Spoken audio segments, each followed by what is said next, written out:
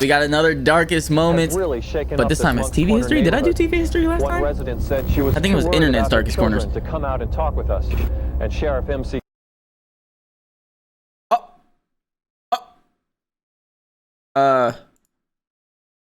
Okay, can I not watch it?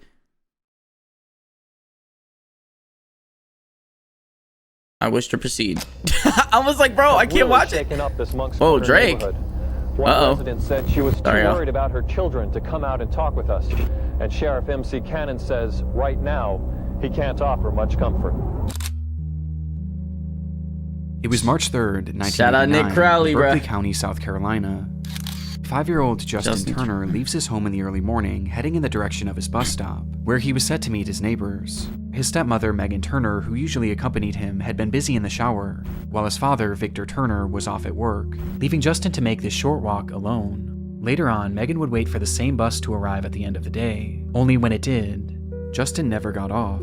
In fact, according to the bus driver and the neighbors, he never even made it on the bus in the first place. Oh no. That night, Justin Turner was reported missing. Wait, this the search is TV? to find him was underway immediately. It was the third day of the search, March 5th, 1989, that yielded its biggest turnout, with volunteers from the community banding together with law enforcement to help find the young boy, with the group being accompanied by a camera crew. She was in the from shower? Hold on. Did I hear that right? She was in the shower, bro? Bro, you could wait till you get your kid on the bus, then go shower, I'm pretty sure. Channel 2 station, as unless she had to go to work like right after, and then I'd understand. Found. And so they were off, with many searchers directing their focus on the nearby woods, while others, including Justin's own family, would search closer to the property as well as its neighboring land. This included rummaging around various sheds and piles But if of you trash. know, okay, the thing I'm not understanding about this is if you know that your kid gets picked up by the school bus every single day at the same time, which is always at the same time or around the same time in case the bus is running early or late. If you know your kid gets on the bus at a specific time every day, why are you in the shower at that time? Why are you in the shower at that time? You could, even if you have to go to work after, bro, just hold off the shower, make sure your kid gets on the bus, then go on the go shower. Or get up earlier. You know your kid's supposed to be on the bus at a specific time. As they were made to leave no stone unturned that day, with everyone geared up for a long, grueling day of searching. Though in the end, all they needed was a few minutes. Oh boy. Wait. Oh my god, he's in a shed? My son's in there. Nathan, that's No camera, no camera. No camera, no camera. Where's he at? in there. With the cameras rolling, we see the moment that Victor Turner discovered his own son, stuffed inside an old cabinet in his own camper, with his reaction making one thing very apparent. Justin was no longer alive. The footage is What? Wait. This is yours? devastating and made worse upon the discovery that not only was Justin dead, but he had been brutally assaulted and murdered by strangulation. But there was something even more unsettling about this footage. Who would do that to just a normal, regular child that you don't even know? The fact that that very camper had already been searched in the days prior, and likely numerous times, yet somehow Justin's body was never found, meaning that whoever the killer was may have hidden him there days after the disappearance. The latest word about the boy's grim fate has really shaken up this Moncks Corner neighborhood. They were clearly dealing with an incredibly dangerous and deranged individual, and tracking down whoever was responsible became law enforcement in the area's top priority. Though this certainly didn't mean that results were guaranteed, as there was a severe lack of physical evidence found on the scene, making it incredibly difficult to find any definitive information. Please don't tell me it was the father. And despite their best efforts, 3, 2, 1, Happy New Year! What year? 90? a full year passed, It's 1991. and then 2, and then 3.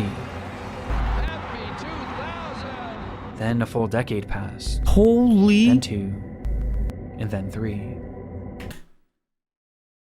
From the start, Justin Turner's case was ice cold, and in the end, it seemed clear that it would remain this way forever. Until Breaking news this afternoon out of Berkeley County, as the Berkeley County Sheriff's Office has made 2 arrests in the Justin Turner case. The Berkeley County Sheriff's Office confirms that yesterday they Imagine growing 20 years older without, oh my God. This like really puts it into perspective, bro, about like people who never get their cases solved ever. Like imagine growing older and never finding out who killed your son. Or imagine you're on your deathbed and they're like, oh, breaking news, we caught your son's killers. He arrested Nuts. Justin's father, Victor Lee Turner, and his stepmother, Megan Renee Turner, in the upstate, both charged with murder. Oh, I knew it was them. Bro, I said that. I said, bro, if it was his father. 35 long years after 35. Oh my God, I said 20. Yo, I was gonna say that, but I didn't want to seem insensitive if it wasn't him. But his reaction when he found his son dead didn't seem like he was that distraught. I don't know, man. after Justin Turner's body was discovered. He would Also, if you really were the one who did it, why the absolute fuck would you check your trailer in front of the authorities if it's already been checked again? They wouldn't double back. You made them find it. be the very man who found him that was charged for his murder, along with his wife and Justin's stepmother. This supposedly came as a result of improved Oh forensic. my God, he was on his deathbed. Well, maybe not on his deathbed, but he has like that breathing thing around his. Wow. technology, as well as other information that had previously been unreported. Oh my Like one God. account where his stepmother Megan was had been right. overheard talking I was right. I was like, imagine you're on your deathbed. He's not on his deathbed, but he's pretty damn close. about how she and Justin had gotten into a fight that very morning, with the woman eventually laughing about it and saying, "But I won that fight." From the very beginning, Megan was always considered a suspect in this case. In fact, she had even already been arrested for his death at one point in 1990, but was swiftly released on account of a lack of physical evidence. And this lack of physical evidence is still a factor to this day, as the recent arrest of this couple hinged mainly on circumstantial evidence, with one of the key pieces being that news footage. Investigators pointed out a number of strange moments in Victor's behaviors and actions that day when they went back and reviewed the recording. That's what I was saying. When he found the body, he didn't seem distraught. With the most glaring being that he had found his son literally seconds into the search, entering that camper and going right for the drawer that he was hidden in, almost as if he knew where to look. And given that he owned the property and he owned the camper, it makes more sense as to how Justin's body could have seemingly just appeared there, as he and his wife were the ones who had the easiest access to it. On top of this, upon finding Sick, Justin, bro. Victor didn't rush in to check on his condition, and he seemed to just assume he was dead despite only getting a quick glance. He didn't rush to hold him, he didn't yell out to him, he just backed away and told those around him that he had found his son. You dickhead. Shortly after, it's alleged that Victor asked the detective on the scene what would happen if a family member had done this, with this question supposedly being posed before it was even revealed that Justin had been murdered. The sheriff on the case later proclaimed about the footage, "You look at it, you look at the actions, you look at the body language. I'll let the people draw their own conclusion."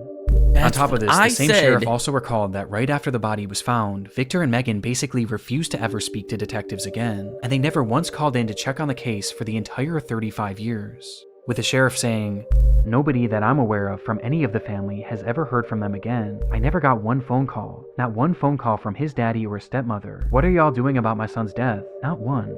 What does that tell you?" Watching the moments that Victor found his son's body, now knowing the context, disturbing doesn't even begin to describe it. And the fact that it took 35 years for this couple to finally be placed behind bars is baffling. But things were about to get a whole lot more shocking. Seriously though, did you? During our hearing, we requested that the charges against Megan and Vic be dismissed. We were very fortunate today that we got a copy of the order from the judge dismissing the charges against both Megan and Vic. As on June 7th, 2024, months after their arrest, Oh my God, Victor and Megan were released from prison, and all charges against them were dropped, with the judge citing a lack of any new conclusive physical evidence, as well as the fact that nearly 20 people who were initially involved in the case, including witnesses and those who initially provided key testimony, had since perished, with the judge believing that it was now impossible to get the full story. On top of this, it was also discovered soon after the arrest, a notorious serial killer just so happened to be in the area on the day of Justin's murder. His name was Richard Ebenitz, and though it's unknown how many victims he truly has, it appears that at least 4 kidnappings and 3 slayings have been attributed to him, with some of these victims being taken in broad daylight when they were getting off the bus. Richard has long since passed away, and there's really no verifiable links to prove his involvement with this crime, with this potentially being just a strange coincidence, as it is worth noting that it seems like the rest of Justin's family still believe that Victor and Megan had killed him. But all of this left the case in a position that the judge felt was unsolvable, leaving the case without conclusion and without justice. Meaning that in this footage, we may never truly know if Victor had just discovered his son, or his victim. Poor little boy, bro. Over, but not in a way anyone wanted to see. Shout out Nick Crowley. Para crianças nem para pessoas sensíveis. Darkest moments in TV history 6. I like how he does this. This is some great editing. Recently, I discovered something truly distressing. I was being double charged for Netflix. It turns out that I was paying for an old it's an account that I ad. didn't even W realize was ad still placement, active bro. I'm for not gonna well lie. over a year. It's that I've been using for years. It started today for Oh, I free. have to snipe. I had to snipe, bro, because like, since this, I guess this video is age restricted, it has like no George and his friend, the man with the preview? yellow hat, were going on a Just the camping number. trip. This is That's a crazy. beautiful spot to set up camp, George. George turned around and Imagine saw your video still getting 1 million views after getting age restricted. Shout out Nick Crowley, bro. There seems to be something innately interesting about survival These videos shows. are crazy, For though. decades, audiences have been I doubt he enamored got by depictions monetized of people for it. pushing themselves to the limit That's in why he order does to survive sponsor. harsh No, and I'm just almost kidding. inhumane conditions. People who are monetized Most also notably, sponsor. and one of the more tame Do sponsors. examples is Sorry. Survivor, which no doubt popularized the genre, as it isn't just a staple of television in the US, but all the other countries that have since created their own versions of the show.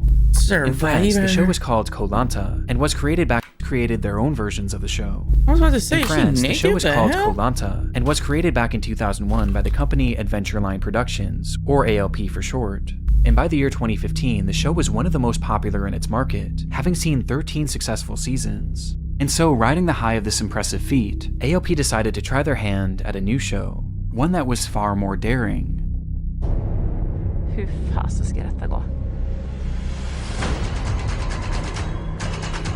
Please don't say no water. No map, no food.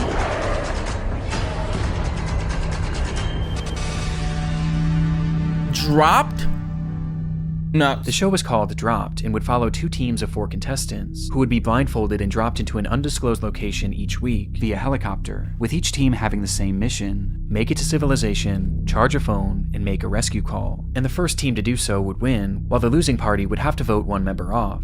It was a fairly interesting idea, but it also That's a W already had idea. a proof of concept, But as there was actually an identical I show can see being that made in going Sweden at super the time wrong. that was already well received. Though Dropped wanted to turn up the interest even more, and that's exactly what they did when they announced that the cast would be composed solely of famous athletes, most of whom turned out to be French Olympians who were already well beloved in the country. Oh no. It had all the makings of a certain success, though in the end, this show would never actually make it to television, with the showrunners proclaiming that the First program season? would not see the light of day. And this was all thanks to the events of March 9th, 2015. First season, you already fucked up and killed someone, huh? It was the start of their second episode. The first had seen the elimination of professional footballer Sylvian Wiltord, after his team failed to make it out of the wilderness first, which left 7 contestants who were now ready for round 2. The day's shoot began in La Rioja, Argentina, with the cast being blindfolded in preparation to be loaded up into Mark Zuckerberg? their helicopters and dropped at their next location. Olympic gold medal swimmer Alan Bernard was one of the first to step onto the craft, but was quickly told to exit, as his team had been the first to be dropped in the last episode, meaning that to make it fair, it was time for the other group to go first, thus giving them slightly more time. And so he stepped off the craft and waited with his group, as the other team instead loaded in. There were 2 helicopters on the scene. One was set to carry 3 contestants: Florence Atu, Samil Mouffe, They come to the line and Mouffe Samil? punches and just gets there. and Alexis Vastine, along with a crew member and 1 pilot. Meanwhile, the other craft was strictly for the crew, holding 4 production workers as well as a single pilot. with Alan Bernard and his group staying on the ground with their backs turned to the craft, as they eagerly anticipated the return of those helicopters to then take them. And so, with their blindfolds on in the pitch darkness, the team listened as they heard the sounds of the crew cheering on a successful takeoff, though the cheering would be cut short by an awful sound. The sound of crushing metal. The plane crashed? Oh, the helicopter crashed! Yo, they deadass killed people! In the first season, they killed someone.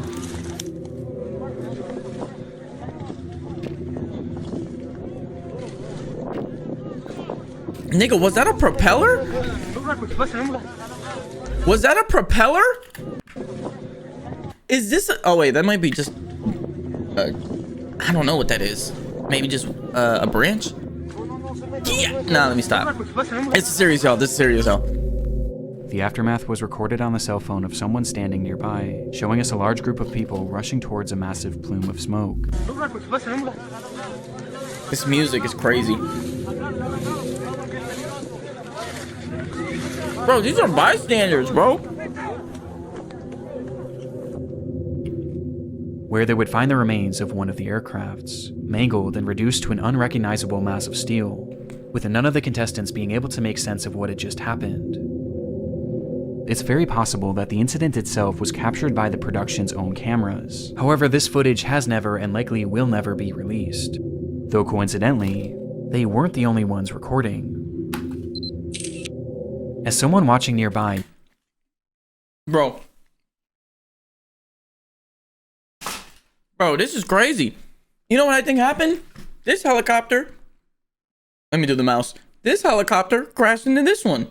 Or vice versa. Just so happened to be filming the takeoff of these two crafts, showing us the reality of what had just transpired.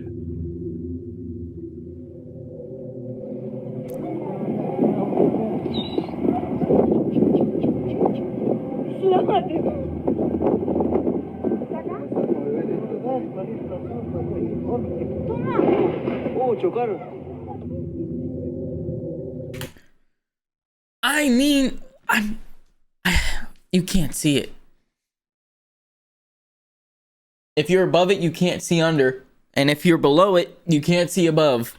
It's crazy. Just as the two aircrafts had taken to the sky, the second and lowest helicopter began rapidly ascending, with the pilot seemingly failing to realize that the other craft was directly above them, causing the two to collide, and then plummet to the ground below. In the end, 10 people went into the sky, and none made it down alive. Exactly. Killed famous athletes. The footage makes little sense even today. The weather was perfect, the crafts were some of the best in the world, and both of the pilots not only had 30+ years of flying experience, but they were both flight instructors themselves. Not to mention that the show's security coordinator, who was in charge of facilitating the takeoff, had actually worked on the Swedish version of the show, and had ample experience in this exact situation. And yet, this is how it ended. Might have been on purpose, bro. That the higher helicopter was likely flying out of visual contact from the lower helicopter, and that the pilot of the ascending chopper likely just didn't realize how close they were, with reports also indicating that he may have been distracted by the actual filming process, something we've tragically seen before. Yeah, that's true. Oh, brother. We're gonna pull out. We don't know what has just happened right there. And because of this, it appeared that at least some pilot error was to blame. But it was ALP that was found largely responsible, with alleged serious safety oversights being discovered later on, with it appearing that this crash was the result of multiple small factors coming together to form one.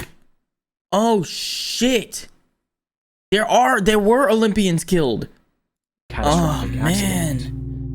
After the incident, Dropped was swiftly cancelled, while the team that had so narrowly avoided getting on that flight and in turn likely having perished themselves were left in complete and utter shock. That looks like Mark Zuckerberg. I don't care, bro. With Alan Bernard, the man that's said to have been physically on that doomed craft for a split second, later recounting that there was a life before and after Dropped, because you don't come out of such an accident unscathed.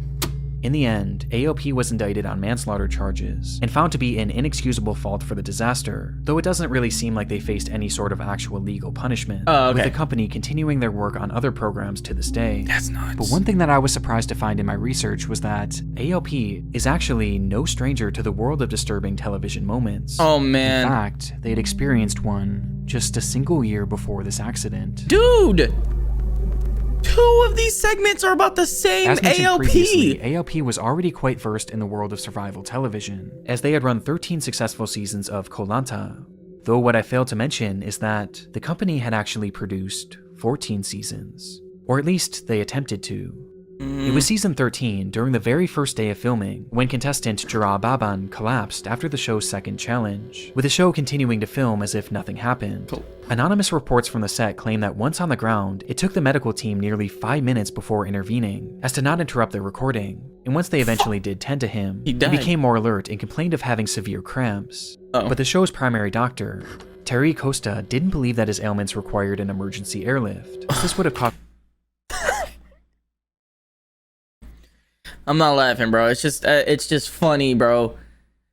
That like you would just look at this nigga who's in pain and just be like, yeah, he doesn't require it. It's like, bro. Production company far too much money, especially on the first day of filming. Instead, Jara was diagnosed with dehydration and was brought back to their makeshift infirmary, where he would lay for nearly 2 full hours until he was finally taken away by a proper medical team.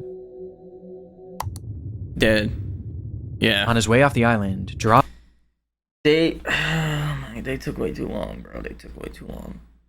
There was another instance of this, and I can't remember if this was like real life or like a show or movie that I watched, but they took like way too long to get a nigga help, and he died because of how long it took to get him help, because they didn't think it was as serious as he was saying. I just can't remember if it was a show or if it was real life. I can't remember. Babin would pass away from cardiac arrest at the age of just 25. Cardiac arrest that was completely missed by the show's doctors. 25.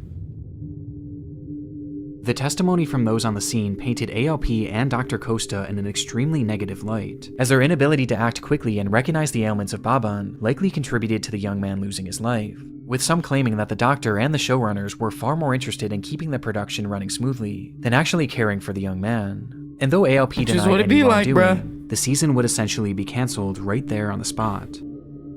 But disturbingly, despite the filming lasting only 1 day, Baban's death wasn't the only tragedy to occur as a result. What the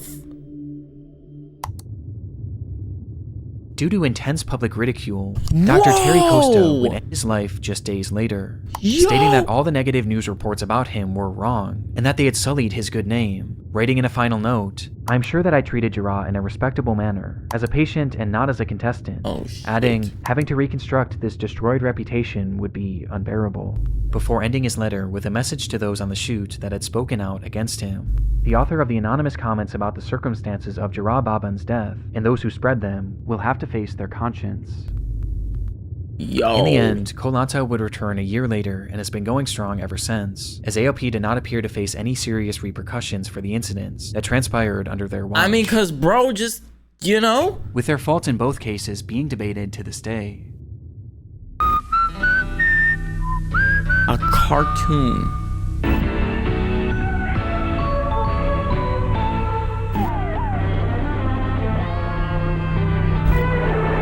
Aqui agora? Aqui agora, maybe. I don't know. It's July 5th, 1993, in downtown Sao Paulo, Brazil. A doorman working at a busy office building looks up to the sky and notices a woman sitting on top of the structure, her legs dangling 7 stories above the pavement below. One wrong move away from certain death. Precisely what she wanted. The man calls the police immediately, though surprisingly, they wouldn't be the first on the scene, and instead, they were beaten by a camera crew. What the fuck? How the... Bro, again, I'm not laughing because the shit's funny. How the fuck did a newscast get to the scene before the cops, bro? What? The group is from the show Aqui Agora, a news program from the network SBT that had become notorious for their sensationalized and shocking stories. In their history, they had captured live footage of police riots, kidnappings, and even murders. Bro. You're telling me you recorded a kidnapping happen instead of stopping it? Oh my god. What is good with this news company, bro? They're which they would then broadcast cooked. on air as part of their show. And this unfolding situation was their content for the day. This is ridiculous. Instead of saving whoever just got kidnapped, you wanted to record the whole thing. O que é suicídio? Onde? Nós vimos junto. Um bebê olhou pra cima, tava lá a menina, sentada no parapeito. Oh, no. E eu tomei susto. A câmera olhou também, nós tomamos susto.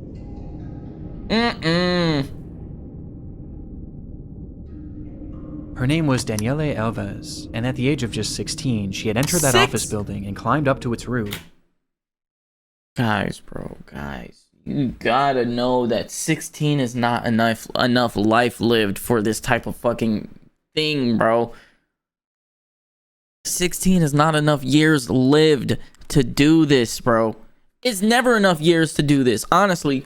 But like, you ain't even really tried life, bruh. You never even saw if it could get better. Oh my. With the hopes of ending her life. And minutes after Aki Agora arrived, I'm not trying to dismiss anything she was going through, but I'm just saying it's like a lot of the times with a lot of things in this life, it always gets worse before it gets better. I promise you, bro. I promise. That's just something that happens with life, bro. And it's for anyone who's watching and going through this, and any young people who might see this on YouTube. It always gets worse before the shit gets better. It's just how life is. Aqui agora vai mostrar as imagens chocantes de uma jovem pulando para a morte. Atenção. And then it also is like you have to go through terrible times to really appreciate going through great times. And same thing with relationships. You got to have like a shitty relationship to really how do you say it? You have to have like a shitty relationship to be in a shitty relationship to really appreciate a healthy one. Que não recomendamos para crianças nem para pessoas sensíveis. Later that night, that footage would be packaged together into a roughly 10-minute segment, which the network promoted heavily throughout the day, hyping it up to be one of their most shocking episodes ever. And supposedly, it was. As though it appears that the full segment is currently lost, the footage of Daniele's fall was said to have been displayed almost entirely in full, showing the moments just before and just after she had landed, where she was said to be still somewhat alive. Yeah. It was more than shocking, and left viewers outraged that something... Yo!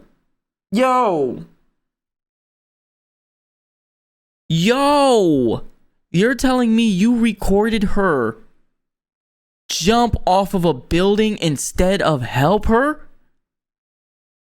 You sat there and just waited for her to jump and recorded her all the way down instead of getting someone up there and helping her off of that ledge? It's the same thing with the kidnapping thing. You literally just seen this person get kidnapped, and instead of going to save them or stop it, you want to record the whole thing happen from start to finish. This is insane, bro. Of this nature could be shown on TV, but while showing the footage proved highly controversial enough, it was the context surrounding the footage that made it even more depraved. As mentioned previously, police were called to the scene to assist in efforts to help Daniele Alves, yet the first to arrive was that Aki Agora news crew. And this wasn't a coincidence. They were all about capturing events as they unfolded, and in order to be the first on the scene, they actually tapped into the police scanners, monitoring all of the calls and information being passed through officers in order to get leads on potential stories, which is how they got word of this incident, you guys hearing are the calls and speeding asshats. over as quickly as possible. It wasn't illegal per se, but it surely wasn't ethical either. And this was only the start. After Daniele jumped... Far from it, bro. That even furthers my point. If you tap into police scanners to get to the scene first, you should be doing more than just recording this shit happen. You should be running up them damn stairs. It's only 7 flights of stairs. The fact that you had time to record this and the police had time to get on the scene... Even though you were the first there was enough time for you to sprint up 7 flights of stairs, bro. I know that shit would have been like exhausting, but you could have saved a life, bro. That's actually fucking crazy. 7 sets of stairs is nothing compared to somebody jumping off of a fucking, oh my, you know what? The crew that had filmed her had already captured their dramatic footage for the day, and as the officers and medical personnel dealt with the aftermath, the crew decided to turn their focus to the next element of their story, Daniele's parents. They packed up their equipment right away and headed straight for the home of Daniele's mother and father, with it being unclear how they even got that address in the first place. What the fuck? What the fuck? No. What the fuck? After you record her do that shit, you went straight to her parents' house? Yo, these niggas are straight up demon, like, bro. And there, they once again had beaten the police, who were still back at the scene trying to piece everything together. Yeah! Though rather than waiting for them, the crew instead decided to take the lead, going up to the door, ringing the doorbell, and telling Daniele's parents that their daughter had just passed away. The crew then supposedly took the parents to the police station, consoling them all while their cameras kept rolling, as the crying parents made for the perfect footage for their segment. These niggas are fucking exploitative is the worse. only word. Yo, these niggas are worse than TMZ. Niggas got on TMZ for showing Liam Payne's fucking arm, bro.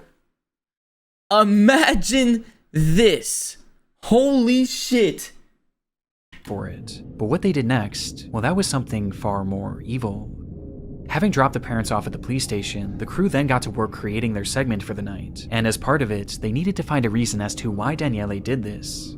They first theorized that this was likely due to a drug addiction which had somehow spiraled and led to her jumping, but then they decided that that just wasn't dramatic enough, and they instead shifted to a different story, one that they reported to all of their viewers as if it were a fact.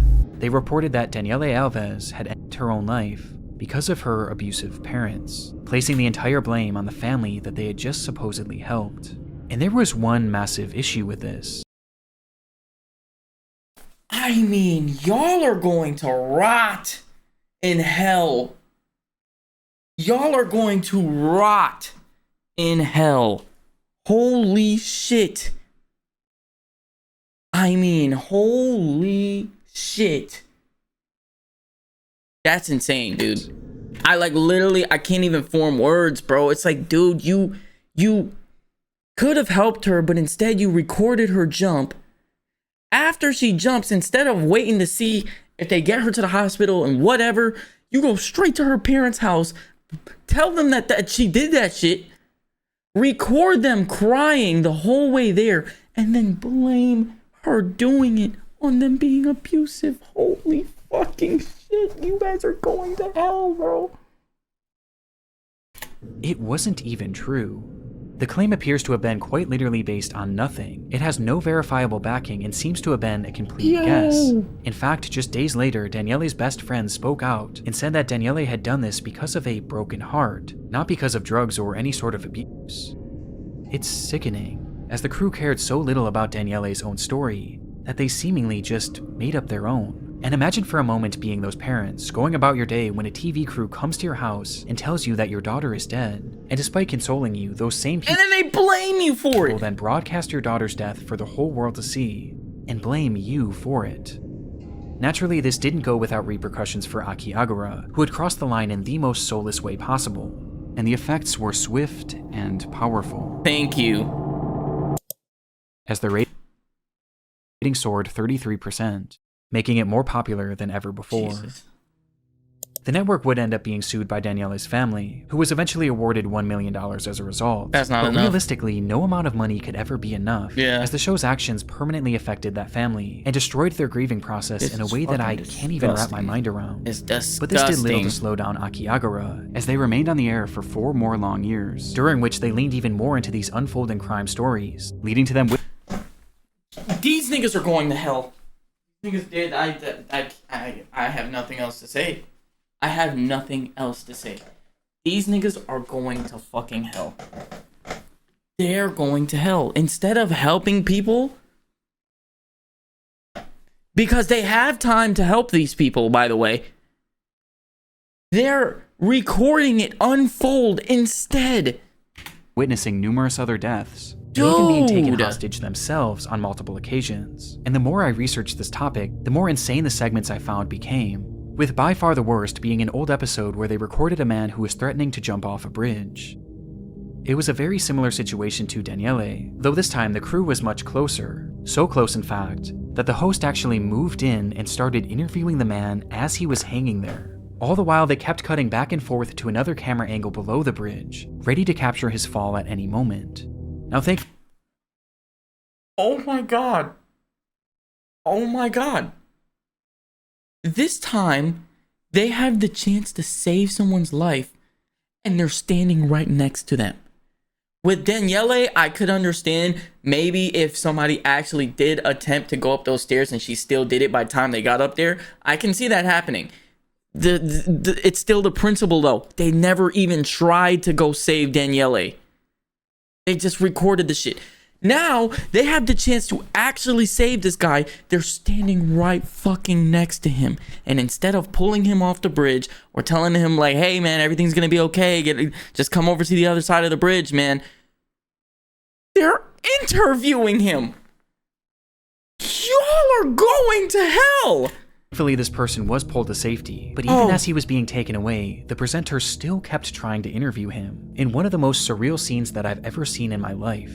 With this situation perfectly encapsulating this show, Akiagara would continue on air until the year 1997, when one day the show was pulled due to its declining ratings, and in its place, the network would instead begin airing The Disney Club.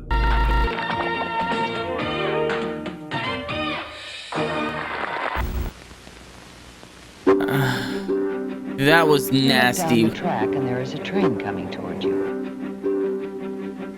What do you think would happen?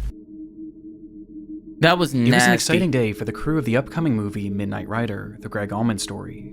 Years had been spent planning and scripting for this biographical film about Greg Allman of the Allman Brothers. And this day, February 20th, 2016, would be the day that they would finally start filming.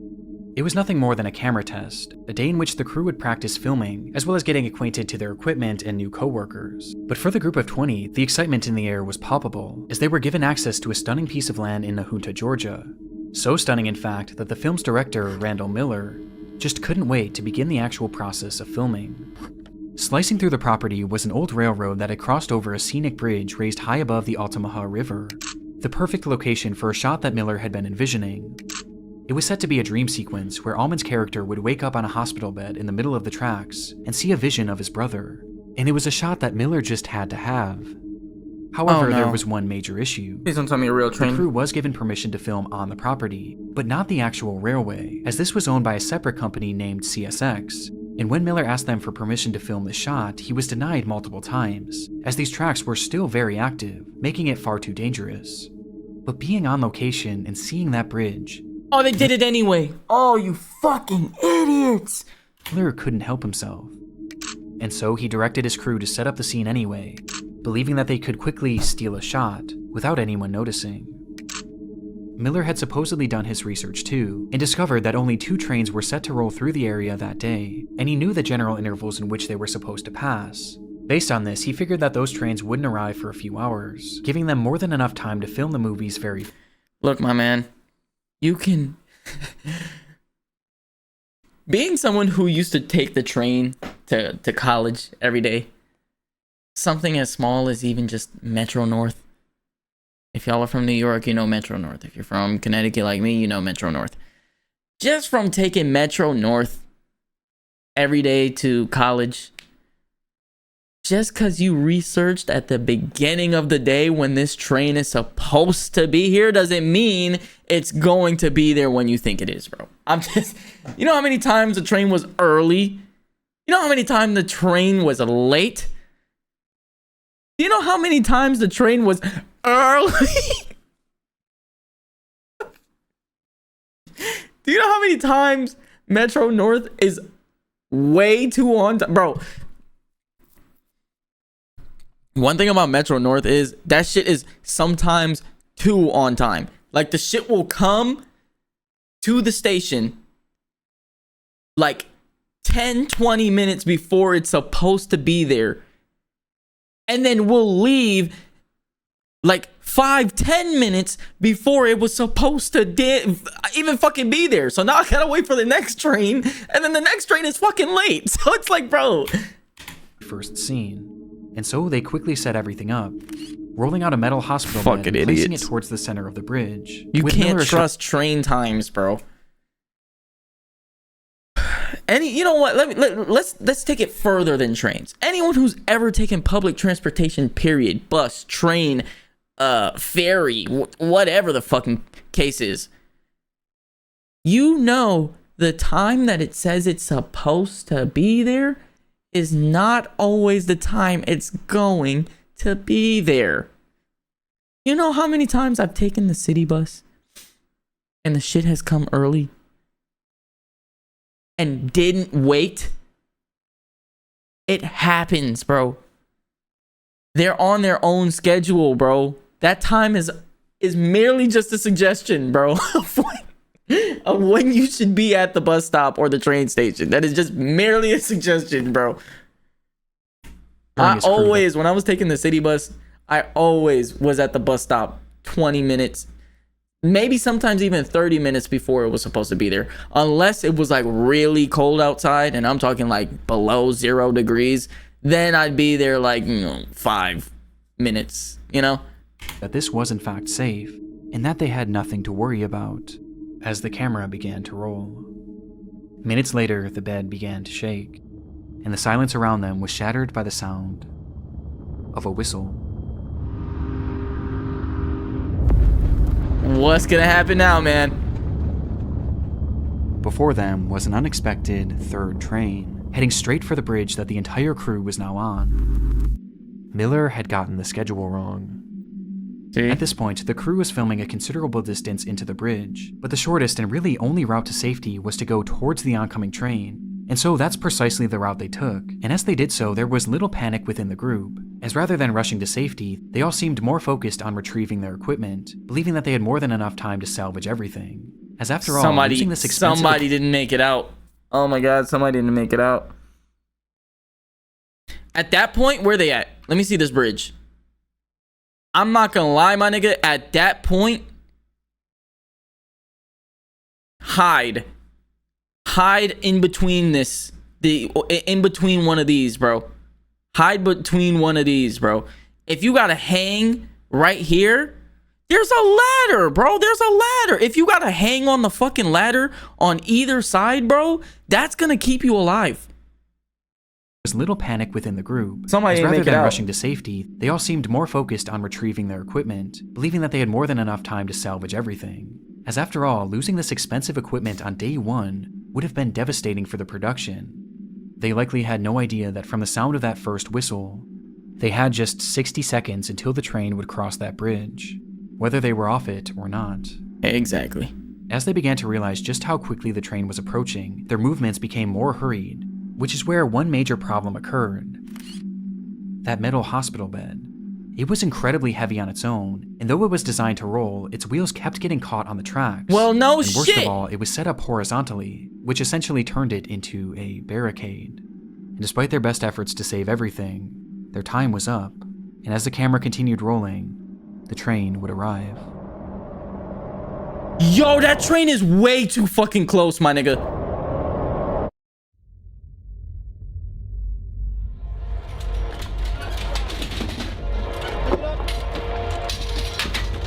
Bro, just pick it up. Stop rolling it.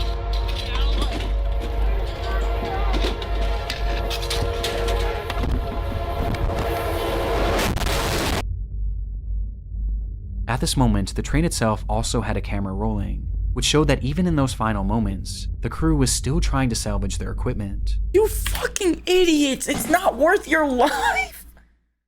I understand the budget would have increased because you would have had to replace this stuff, but it's not worth your life.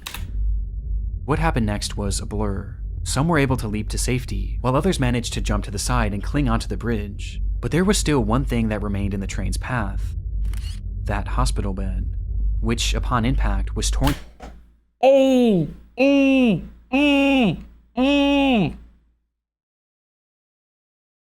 bed. Bro, there was no chance of survival. Even if you did jump to the side of the bridge, there was no chance of survival, bro. That shrapnel, the fucking train impacting this bed would have fucking shredded you. torn to pieces. Pieces that were flung all over the area, striking multiple crew members and leaving many injured. But it was 27-year-old filming assistant Sarah Jones who was struck by the largest fragment, with a force so strong that it caused her to fall directly in front of the train. In total, 7 crew members were hurt but alive, while Sarah Jones had tragically been killed. On the very first day of production, it made her fall on the train? Very first shot, the unthinkable had happened. And when it came to passing the blame, most turned their attention to Randall Miller, as he was the one who ordered the scene to be shot despite being denied permission numerous times. Yeah, you fucking dickwad. His public disdain towards him only grew, as he and his production company denied any responsibility. Of course. Why would they take responsibility for somebody dying because this nigga literally went against what he was told? Why would they take responsibility when this nigga literally still went and shot when they told him? Bro, they told him, they said, look, this train, this railroad is very active, my nigga. It's very active. So we don't want you shooting this shot because it's very dangerous, because the trains are still coming. Oh, you know, I saw the bridge and I just was like, I have to do it. You fucking idiot. And instead, they blamed the railway company. The railway company?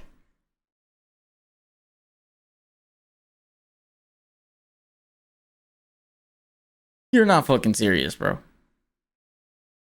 You're not fucking serious. You blamed the railway company, bro. Who is just doing their job, bro. They're just doing their jobs. Just 1 week after the incident, you're the asshole who went off script and decided that you wanted to still record here when they told you not to. And then you want to blame them. Miller requested a new permit to begin filming Knight Rider once again, asking if they can begin as soon as possible. This, however, would never actually happen, as he was instead arrested and given a 1-year prison sentence for manslaughter, as well as a 10-year ban from directing any films. Good shit. A mandate that he would actually go on to break, though he was swiftly forgiven, and today he continues to direct. But while it's easy to focus on the morbid nature of this case and the man responsible for it, there was one unexpected outcome of this horrific accident. Upon her passing, Sarah Jones' parents set up a foundation called Safety for Sarah, which pushed for safer working conditions on film sets, with the movement bringing to light a number of safety concerns that were often brushed aside and ignored. Good and shit. all in all, their efforts have made TV and film sets significantly safer, giving their daughter a purpose even after her death. Good shit, y'all. On top of this, Sarah Jones was parents. also honored by countless production companies across the world, as crews began writing her name on their film slates, with there ultimately being over 2,000 of these tributes for her. That's a from W. some of the world's most well-known productions. Scandal? With her ultimate... Oh. They did this shit in Scandal too? Being over 2,000 of these Scandal. tributes for her, from some of the world's most well-known productions. But by far the biggest tribute was when she was honored at that year's Academy Awards ceremony, a stage that she always dreamed of making it to. That's beautiful. You saw her name up on the screen at the Academy Awards. What were your feelings? Overwhelming. She made it to the Academy. Good shit, bro. She made it. Good shit, y'all. Poor Sarah, man. This nigga fucking want to blame the... I wanted to give one last quick shout out to Rocket Money. It's... Oh, I'm so mad that nigga would try to blame it on the fucking railway company, bro. This is what? It was you who did that shit, bro.